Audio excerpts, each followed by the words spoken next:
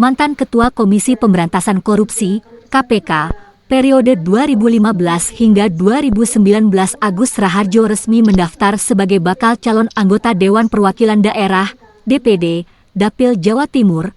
Pria kelahiran Magetan itu menyetorkan berkas pendaftaran ke KPU Jatim pada Selasa, 9 Mei 2023. Agus dengan ditemani timnya datang ke KPU Jatim sekira pukul 11.34 WIB dan disambut oleh Komisioner KPU Jatim Miftahur Rozak dan Sekretaris KPU Jatim Nani Karsini. Seusai mengisi formulir kehadiran, Agus langsung naik ke lantai 2 gedung KPU Jatim. Di ruang ini merupakan tempat penyerahan berkas untuk selanjutnya dilakukan penelitian oleh tim verifikator KPU Jatim. Di lantai 2 ini, Agus diterima secara resmi oleh Ketua KPU Jatim Khairul Anam dan jajaran komisioner lainnya. Saya resmi mendaftarkan diri ke KPU Jatim untuk menjadi calon DPD RI di pemilu 2024, kata Agus saat ditemui di lokasi. Agus membawa sejumlah berkas yang menjadi persyaratan. Sebelumnya, Agus telah dinyatakan memenuhi syarat pada saat tahapan syarat pencalonan DPD beberapa waktu lalu.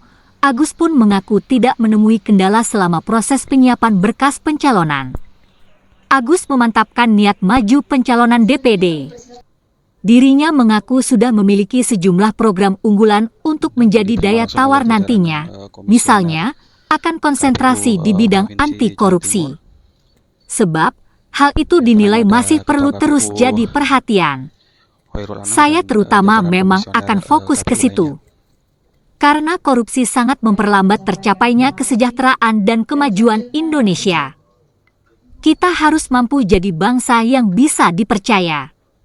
Dan itu membutuhkan proses, semua orang harus berkontribusi, jelasnya.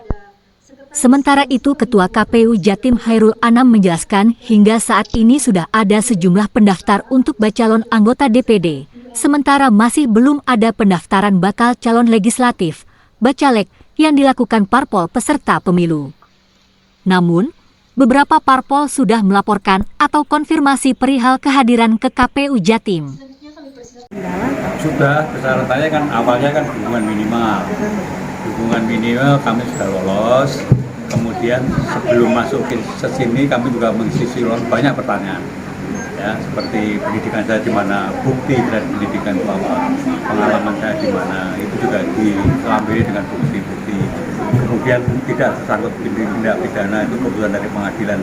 Saya pengadilan negeri Bekasi, sebelumnya ada surat keterangan dari polisi, jadi semuanya sudah dipenuhi.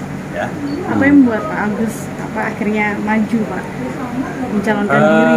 Sebetulnya bukan hanya untuk saya pribadi, juga mengajak Anda yang muda, juga mengajak teman-teman yang mempunyai kredibilitas, mempunyai kemampuan, keahlian.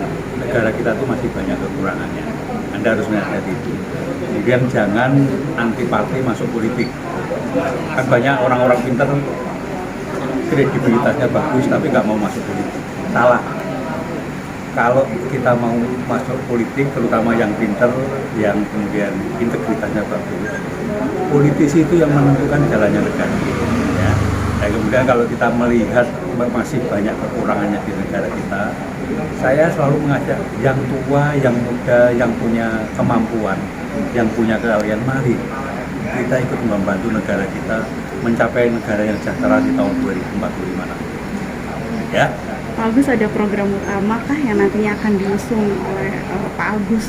Apalagi juga kalau melihat background Pak Agus selaku mantan Ketua KPK. Iya, saya terutama fokus itu. Karena korupsi itu sangat memperlambat tercapainya kesejahteraan Indonesia. Memperlambat tercapainya kemajuan Indonesia. Itu yang harus kita hilangkan. Ya, kita harus bisa menjadi bangsa yang bisa dipercaya. Dan itu memerlukan kerja keras yang sangat panjang, tapi semua orang harus berkontribusi. Mari kita lawan korupsi. Ya. Fokusnya lawan korupsi ya, Pak ya? Oke. Terus.